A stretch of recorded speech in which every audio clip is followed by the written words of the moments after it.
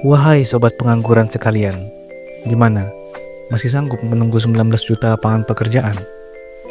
Udah tenang, daripada stres di rumah malah lebih baik kita bahas isu satu ini. Ya, gua bahas ini karena nggak tahu kenapa belakangan ini cuaca itu nggak menentu cuy. Kadang tiba-tiba hujan, kadang panas, dan panasnya tuh nggak ngotak. Keluar bentar kulit rasanya kayak disetrika anjir. Masuk ke rumah bukannya adem, malah kayak di oven. Sekalinya hujan, malah banyak daerah terutama di perkotaan jadi water park. Perasaan dulu cuaca gak gini-gini amat dah. Gua pas masih bocil, main keluar rasanya matahari masih bersahabat gitu. Panasnya masih sopan. Lah sekarang, gak ada sopan-sopannya anjir. Panasnya setara berdiri di dekat kantor DPRD Sulsel pada 28 Agustus cuy.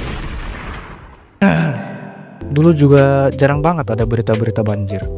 Lah sekarang, hujan dikit banjir, hujan dikit banjir. Ya selain dari faktor pemerintah pastinya ada juga andil dari perubahan iklim ini cuy. Dan setelah gue melakukan riset ala kadarnya, gue menemukan ini cuy. Nih, salah. Nih, lu bayangin, selama ribuan tahun, suhu normal bumi tuh segini. Sekarang segini, itu gimana ceritanya cuy? Ternyata selama ini kita hidup di planet yang udah gak ramah cuy. Lebih amat tuh bang, panas segitu doang permasalahin. Bro, ini udah gak normal.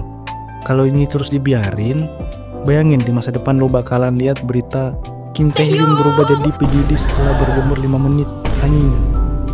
Bayangin anak pramuka dan paskibra terpaksa cosplay jadi Winda Batubara demi menaikkan bendera. Bayangin lu pergi nongkrong doang pakai sekoci anjing. Memang lu masih mau tinggal di planet yang seperti itu? Elit global mah gak peduli. Mereka punya uang dan teknologi. Giliran kita ini nih harus menderita di bawah terik matahari dan hujan yang membanjiri. Anjay. Kuku. Enggo. Kuku. Ya intinya situasi iklim sekarang sangat-sangat jauh dari kata normal cuy. Nah kalau lu cari di Google penyebab utama perubahan iklim dan pemanasan global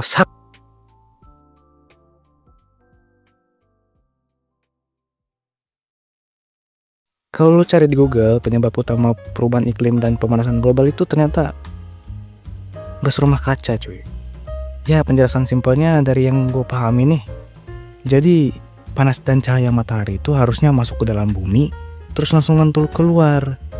Nah gas rumah kaca ini jadi semacam penghalang nih cuy, yang bikin panas dan cahaya matahari itu mantul-mantul lagi sampai capek, baru dia keluar. Panas yang satu belum selesai mantul, datang lagi panas yang baru, jadi panasnya nambah berkali-kali lipat cuy. Logikanya kalau panas matahari di bumi meningkat, pastinya akan berdampak ke peningkatan jumlah air yang menguap, jadinya jumlah air hujan semakin banyak. Awannya juga bakalan lebih cepat penuh dari yang seharusnya cuy. Jadilah siklus hujan dari yang awan 7 hari sekali putaran, ini bisa 2 kali sehari. Nah kalau misalnya musim kemarau panasnya gak ngotak seperti itu, lu perlu khawatir cuy. Kemungkinan pas musim hujan, hujannya juga bakal gak ngotak cuy. Karena yang pasti air ditampung di dalam awan bakal lebih banyak dari yang seharusnya. Nah supaya di masa depan kita gak lagi jadi ghost rider ketika disuruh emak beli gula ke warung, jadi penghalang ini harusnya disingkirkan cuy. Kalau gua cari Google, komponen gas rumah kaca terbesar itu karbon dioksida. Ya asap dari motor lu, rokok lu, asap pabrik, pembakaran lahan, ya banyak lah penyebabnya. Nah sebenarnya alam udah punya solusinya, seperti pohon dan plankton yang prinsipnya menyerap gas karbon itu cuy dan mengubahnya menjadi oksigen. Nah itu oksigen tuh gas yang membuat kita hidup di bumi sampai saat ini nih. Tapi gimana mau diserap semua gas itu sementara hutan semakin digunduli dan laut semakin dicemari cuy. Ibaratnya lu disuruh kerja 24 jam nonstop tapi digaji pakai MBG. Ya pasti masuk RS lah. Kocak. Kan solusinya bisa pakai kendaraan listrik bang. hemat energi, dan ramah lingkungan. Bullshit. Contoh Cina. Udah menerapkan kendaraan listrik dari 2001. Tapi lu lihat emisi karbonnya. Belum lagi masalah pembuatan baterainya. Yang lu lihat, kata Gubernur Sulawesi Tengah yang ada tambang nikel, bahan baku pembuatan baterainya. Negeri kami itu hancur-hancuran, Pak.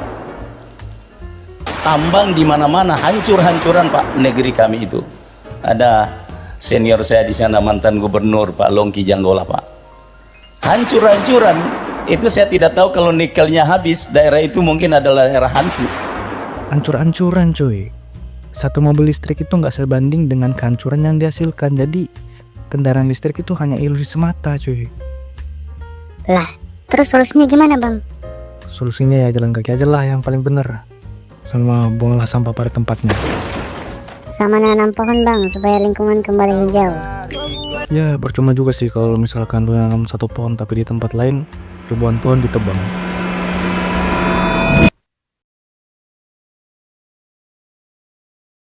Jangan lupa like, sekerupuk,